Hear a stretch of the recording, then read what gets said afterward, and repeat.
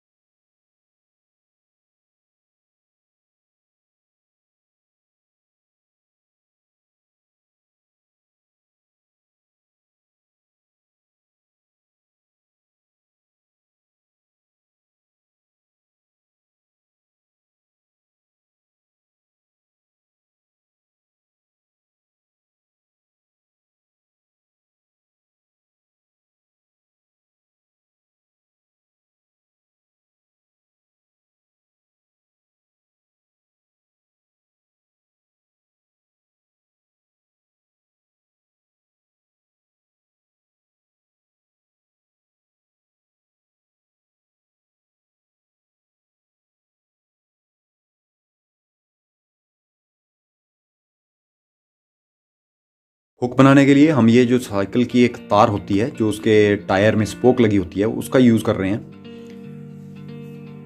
इस फिल्टर की ऊंचाई जो है वो 5 इंच है, तो इसको हम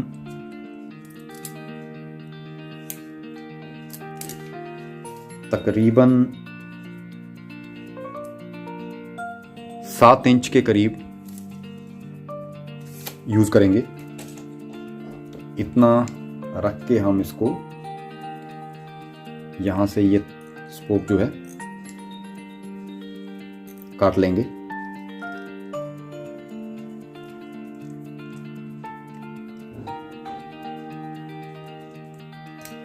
ये देखिए, ये 7 इंच का पीस इसमें से निकल गया। अब इसमें से हम एक सिरे पे इसको, ये 5 mm का ग्लास है तो उसके हिसाब से मैं इसको बेंड कर रहा हूँ। पहले तो ये जो मेरा प्लायर है मैं इसकी टिप देख रहा हूँ, जितनी इसकी टिप है उतना इसको यहाँ से स्टार्ट करके और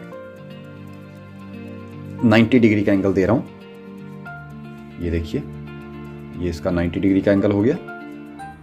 उसके बाद ठीक उसी तरह से फिर से इसको मुझे 90 डिग्री का एंगल देना है।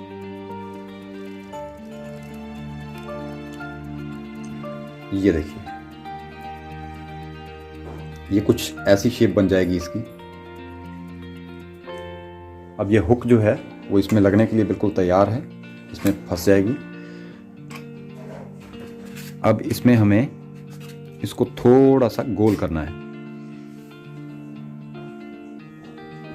अब ये दूसरा सिरा जो है ये हमें इसकी एस शेप में ऐसे बनाना है। यहाँ पे हमें इसको अंग्रेजी के जे अक्षर की तरह पे इसको हमें फोल्ड करना पड़ेगा।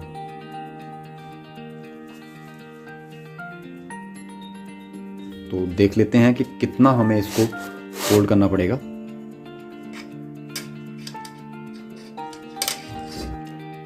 इसको लगाते वक्त बस एक बात का ध्यान रखिएगा कि इसका जो एंगल है वो इस पॉइंट से थोड़ा सा नीचे ही हो, तभी पानी जो है वो इधर की तरफ फ्लो आएगा। अगर इसको आप थोड़ा सा ऊंचा रखेंगे तो ये पानी बैक करेगा।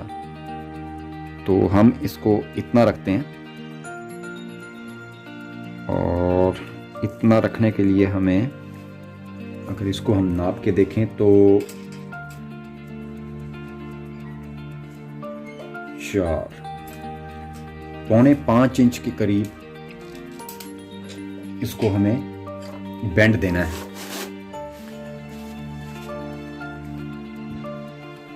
तो हम देख लेते हैं कि बेंड कहाँ से इसको देंगे हम।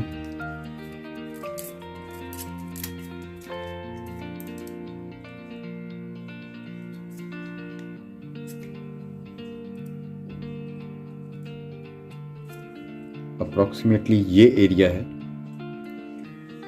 यहां से हमें इसको बेंड करना है।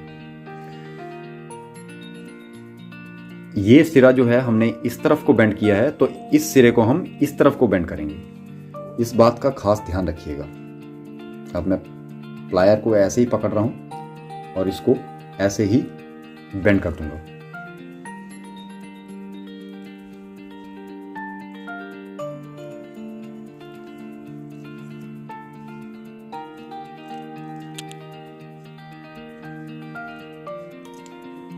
ये देखिए, फिलहाल ये बना। अब जितना प्लायर का ये टिप है उसके हिसाब से मैं इसको यहां पर भी फोल्ड कर दूंगा। ये देखिए, ये इसको मैंने फोल्ड कर लिया है। अब आप खुद देख सकते हैं ये अंग्रेजी के जे अक्षर की तरह पे यहाँ पे शेप हो गई है और ऊपर से भी हमने इसको बेंड कर लिया। और ओवरऑल अगर इसको हम देखें तो ये अंग्रेजी के एस अक्षर की शेप बनती है। तो अब इसको लगा के देखते हैं कि क्या ये प्रॉपरली काम करता है। स्प्रे बार को हम इस पे फंसाते हैं और इसको ऐसे करते हैं और स्प्रे बार को हम इसके अंदर फिट कर देते हैं। और ये अब हम इसको मैं दिखा देता हूँ आपको। देखिए, आप खुद देख सकते हैं यहाँ पर एंगल जो है वो तकरीबन आधा इंच ऊपर है, इसका गैप है जो, और इधर को आते आते ये थोड़ा सा स्लाइटली डाउन हुआ है। तो ये इसका परफेक्ट तरीका है। अब ये बिल्कुल सेट हो चुका है ये। अब इसके बाद इसका जो मेन काम है वो हमें करना है कि एक पाइप नीचे तक ले जानी है और उसको कनेक्शन देना है हमें पावर हेड के साथ, ताकि ये वर्क कर सके, और इसमें फिल्ट्रेशन मीडिया भरना है। अब ये फिल्टर जो बनाया गया है वो, इसकी जो लंबाई है वो 24 इंच है।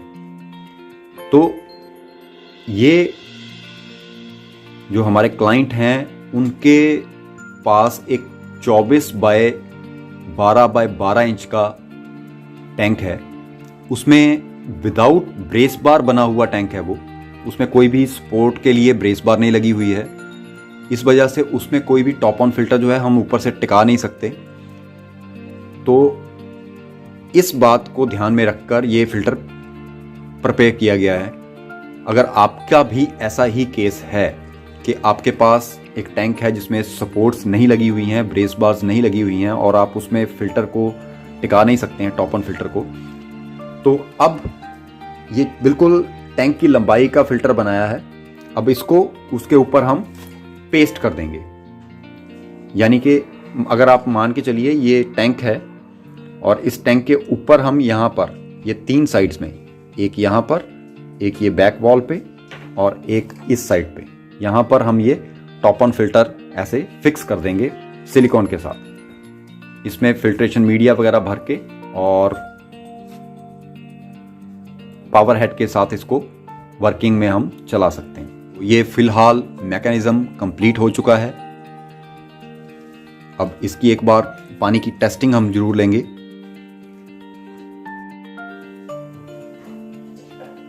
चलिए इसकी टेस्टिंग लेके देखते हैं। अभी आपके सामने है, देखिए मैं इसमें पानी भर रहा हूँ क्योंकि मैं इसकी सिर्फ टेस्टिंग लेने जा रहा हूँ। तो इसमें हम पानी डाल देते हैं, इसका लीक टेस्ट भी हो जाएगा और ये भी पता चल जाएगा कि ये वर्किंग करता है या नहीं। ये देखिए स्प्रे बार चालू हो गई है। स्प्रे बार जो है वो परफेक्टली काम कर रही है।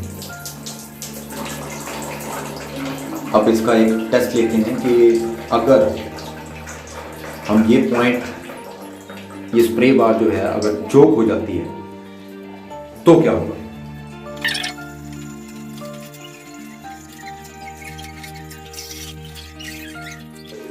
सपोज कीजिए कि ये भर चुका है, स्प्रे बार जो है वो चोक हो गई है इसकी, उसके आगे रास्ता नहीं है, तो क्या होगा। जैसे जैसे ये पानी का लेवल अप होगा, आप खुद देखिएगा, ये पानी का लेवल जैसे जैसे अप होगा, कुछ पानी यहाँ से निकलना शुरू होगा और कुछ पानी यहाँ से इस चैम्बर में जाना शुरू होगा और वहाँ से ओवरफ्लो दोबारा बैक पानी का शुरू हो जाएगा।